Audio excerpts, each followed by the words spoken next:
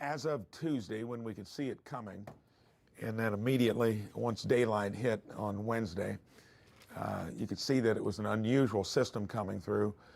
Had winds recorded of around 100 miles an hour coming into Gary.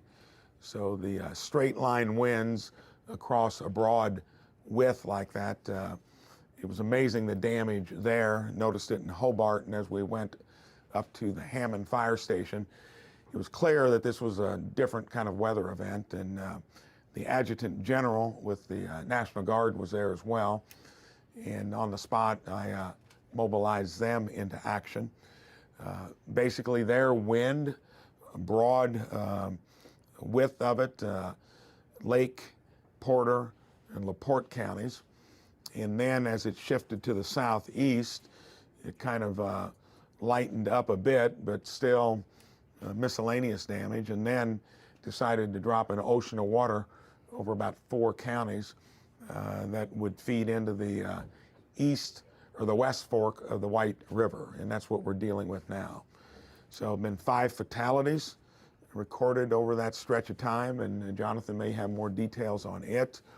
But from daylight on Wednesday morning, I just want to give great credit to the agencies involved, the Indiana Department of Homeland Security, Department of Natural Resources, State Police, Department of Corrections. All hands were on deck. We're still, as people are surprised, even though they didn't get the heavy rain, as it moves through places like Anderson and Indianapolis, there are going to be displacements. It's going to impact homes insured, underinsured, and not insured. So those will all be different elements of what we will do as a state. And I just hung up with the president about 15 minutes ago. They're in the process of galvanizing FEMA to do a declaration, which then speeds up that process. And that doesn't really happen very often. It would take something like of the magnitude of what happened down in North Carolina a few years ago. And for Indiana, this is about as widespread of a weather issue we've had in years. So, but all of our agencies are there. We had a Black Hawk helicopter actually on call in case we needed it for rescue or surveillance. And hopefully the forecast, which shows we may get more rain, lightens up on us. But here going forward, we'll be fully deployed until we get through all the effects of what's been a significant weather event. Questions? Governor, when you talked to the president, you related to him what you personally had seen. You put eyeballs on. What was his verbal reaction? His reaction was that when they do this next kind of declaration, that it takes a really special kind of weather event where it's kind of comprehensive. A tornado, which affects maybe a county or two, if it's not a really large one, generally doesn't muster that kind of help. And here we had our state office holders, our folks in Congress all weighing in, and generally that could take 4 to 5 days, and we got that expedited where, like I say, I just spoke to him a little bit ago. Did the president indicate if he had seen any of the news coverage of the flooding? Yeah, the news coverage has been national. If you've been on any national news, Weather Channel especially, it's talking about the hurricane down that's going to probably skim across Hawaii and then flooding in Indiana. So, Governor, we've got now several widely spaced disaster areas. We're still recovering in Northwest Indiana. We've got the sites in Delaware County, Cambridge City, that sort of thing. Now we're dealing with this. Any concerns that that's going to hamstring efforts to respond in any one particular area? No, I think we're as well prepared. And when I think our state government was reorganized very definedly into these responsibilities as a secretary. You got to imagine before we were a governor and a chief of staff and then agency heads. This has made a difference, and it's enabled me to be able to respond to a lot of stuff quickly. And resource-wise, we're probably in the best shape we've ever been in as a state. I've talked about that recently. So it puts us in a good spot. We just need to make sure that when you do have that issue locally, your first contact's probably going to be with your local officials, first responders, and then we're in contact with them, and we're watching this from the moment it occurred. So I think all hands have been on deck, and resource-wise, we're in good shape. Are you pre-positioning resources farther downstream as this stuff works its way out of Marion County? So as you get into where the White River goes after it passes maybe Martinsville, pretty rural, there'll be a lot of cropland impacted. If you don't have levees to protect you there, thank goodness the crops are nearing maturity. Corn, unless it just gets flooded and knocked over, and then that would be dealt with probably through crop insurance. So your big issues here are when you're near a population center, and in Indianapolis, Anderson, probably the two impacted most by the waters from upstream. If you just had 3 or 4 inches, you wouldn't be seeing what you're seeing in Anderson or Indianapolis, but you had 10 to 12 inches in places, and as it moves down and you get more rain to boot, that's where you get into a situation like this. Governor, when it comes to rebuilding and sort of getting Indiana back on track, will local governments have the resources that they need to get all this done, particularly in the wake of the most recent suspension of the gas tax? Yes, because the suspension of the gas tax, so you know, hasn't impacted locals in any way because they're going to be completely replenished. States coffers as well. And if you didn't hear it, our Indiana Department of Transportation built in 2 days a permanent fix on 125 feet of I-70 gone. So that is fast response. Resources are good. And when you've got rainy day funds and a surplus due to the fact that I think the way government's being run, it puts us in a really good place of flexibility. So locals just need to communicate with us, and we're doing that with them to where we get through all the impacts that you're going to get working yourself through this. Governor, how important is it that we get this special relief so that it can supplement the state's response during this emergency? It's important because it brings things into bear when it comes to, excuse me, especially like uninsured homes, that part of it. And homeowners, if you've got insurance, you need to get with them right away. Underinsured and uninsured will be where that federal nexus comes in to help. How soon can they get that relief? It'll be quick because we got in the whole declaration and their involvement as quick as any type of disaster in this case. So, and we were working on that from day one, which would have been Wednesday, and knowing that here on Saturday is pretty quick, so that's good. A question for Jonathan. As we work through the next 24 to 36 hours, talk about the priorities and top concerns you're going to have during that time frame, and then talk about how that's going to change once we get past this 24 to 36 hour period. Yeah, I appreciate the question. We're still actively responding, as you can see behind me. So the next step, the next day, 2 days, is continue the response, make sure that life safety is our main priority.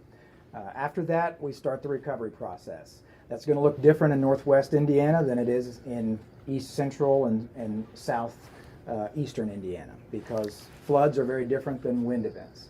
So this declaration that we're talking about today, this emergency declaration, is just going to expedite that response phase. So we're going to get to the recovery quicker. I'm very thankful to Governor Braun, to the President, for pushing this through with FEMA. It's not something that we see often, which means that we're very close to Indiana's worst day. And the President reminded me of that when I spoke to him. So I think the good relationship there, it takes a certain threshold, and there is some subjectivity to it. So it was gratifying to see that we got it that quickly. Typically, Indiana's able to bounce back on its own. We are very fortunate, as the governor mentioned, to have resources available. But this is taxing those resources. It's taxing our local responders and state officials. We want to bring in all hands on deck, as you've directed us to do, and do this as quickly and efficiently as possible.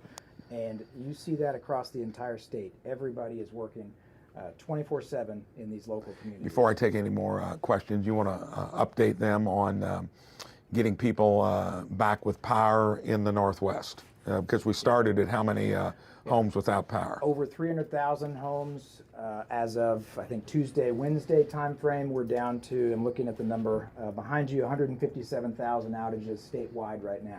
Those are coming down. We've done something up in Northwest Indiana because of your direction that we've never done before. We're partnering state agencies with utilities, with NIPSCO. They're going out ahead of the utility to clear the way. So you've got right-of-ways that are blocked, you've got properties that are blocked, and so our teams from the Department of Correction, NDOT, DNR, they're going out ahead of And the that team, National Guard. and the National Guard, and clearing the way so that those utilities can get in faster and get power restored. We know that's the priority up in Northwest Indiana, and that's going extremely well from what I understand, that process. It is going to take time. We knew that. We knew it would take days at least, but it is moving forward as quickly as it can. And then as far as the flooding, again, that's an ongoing issue. That's going to continue for the next 24 hours at least, and then we'll start that recovery process next. As far Governor, as is the this the flooding- new normal? And if this is the new normal, we used to get these floods, what, every 30 years? Now we're getting them every couple of years. Then how does the state reprioritize or rethink its approach if this is going to become a regular thing every few years?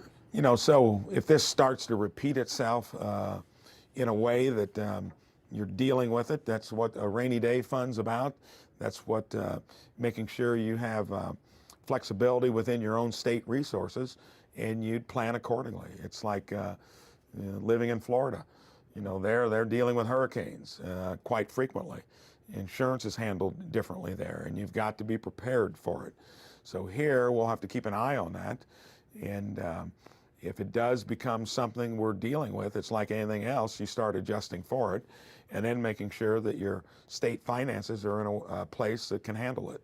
So, Governor, speaking of insurance, what role or will the Department of Insurance have to play when people start submitting claims and claims get rejected, back and forth? So if you're having any issues with your own coverage there, and hopefully you're not, we want to know about it, because we'll elbow and be doing some jawboning on it as well. But don't just get a hold of your insurance companies if you've got insurance, work through it, and then we're going to be here if there are any issues to deal with. So you won't be out there on your own.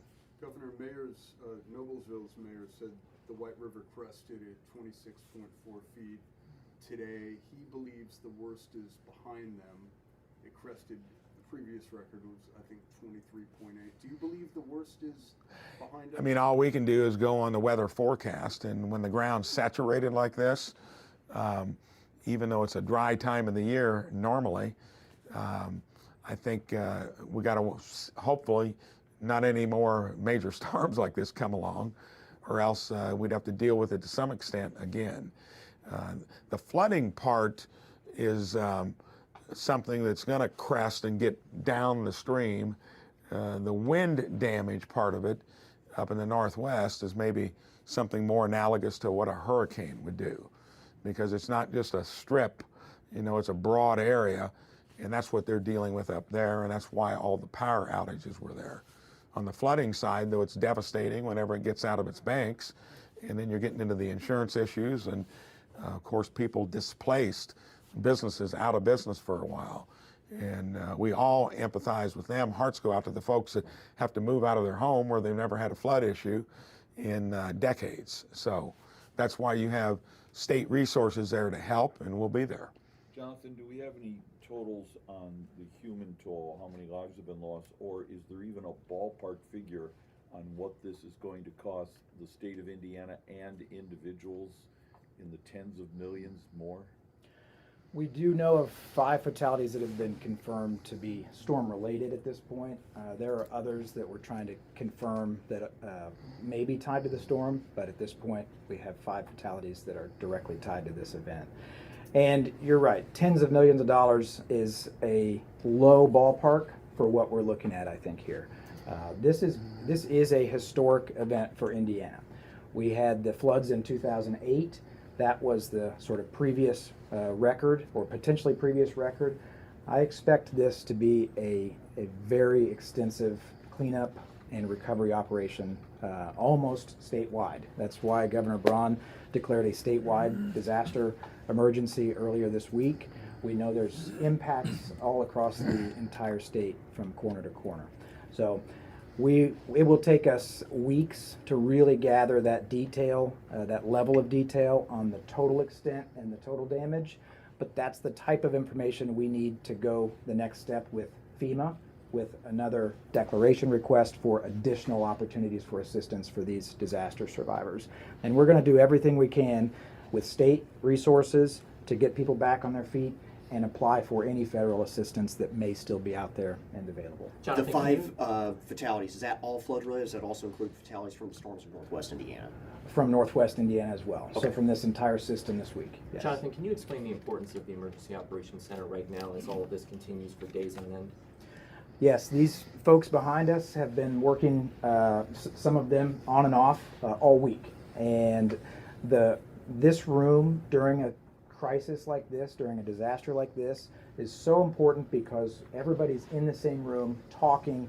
You have somebody who makes a request from a county, in northwest Indiana, for oxygen tanks. It's immediately tasked. It's immediately assigned to the right workstation back here, and then we find out how to get that asset or that resource out to the local community. So the immediate communication and collaboration between all these agencies and partners is just incredible and incredibly important on days like today. Governor, anything as you were surveying the damage, here, Northwest Indiana, just really got to you? I think when I got up the northwest part, looking as we came up 65, and you could tell where it started, Hobart. And we went through one neighborhood where if you had trees in your neighborhood, it had actually taken like a dormer out, poked a big hole in it. And when you look in that home, it was on kind of every other block, there was some damage. When we got to Cambridge City, the water had already receded. And of course, that was then working its way down the watershed. And that's probably what's shocking to people in Anderson and Indy, because we didn't get the heaviest rains. There were about 3 counties that got anywhere from 6 to close to 12 inches of rain. 12 plus. And if you're getting 12 inches of rain, there's only one consolation. Hopefully it's not in steep topography, because then you've got a disaster. When you're getting it on a flat topography, it kind of spreads out, but you're never going to escape getting rid of 6 to 10 inches of rain in a short period of time. And then the surprise that you can have that much damage downstream, and you're going to have that if you've got population densities close to it. The only place where it seems like it wouldn't have much impact, and then farming, as tough as it is, it's been 3 to 4 tough years there, then you're going to probably lose some of your crops. But it's always felt most where you've got people living near a river. Yeah, for those of us who made it in a few minutes late, could you give us the dollar amount on federal aid that's been unlocked when we're So the dollar amount we don't know exactly, but we're getting it unlocked, which puts us in a much better place, and in terms of what it can cover. And I just confirmed that with the president about 20 minutes ago. So that formality will be coming out soon. Yeah, so how are residents who've been affected by the floods and the winds, how will they see the impacts of that aid and how will they access it? The immediate impact of this aid is for the response. So it will help with this room, it will help with local responders. What I would encourage residents who are impacted by this event to do is contact 211. Report that damage. If you have insurance, get in touch with your insurance company as quickly as possible. But 211 is where we want to start to gather those details about what do people need. That may be damage to your home, that may be that you just need food or shelter. 211 can help with all of those things. So that's what I would encourage impacted residents to do right now. But this initial emergency declaration that the governor has talked about will unlock, I believe, up to $5 million for the immediate response needs: debris removal, power restoration, road repairs, those types of things. So we're very fortunate to be in a position to have that additional resource coming into the state, and it will only help expedite this process.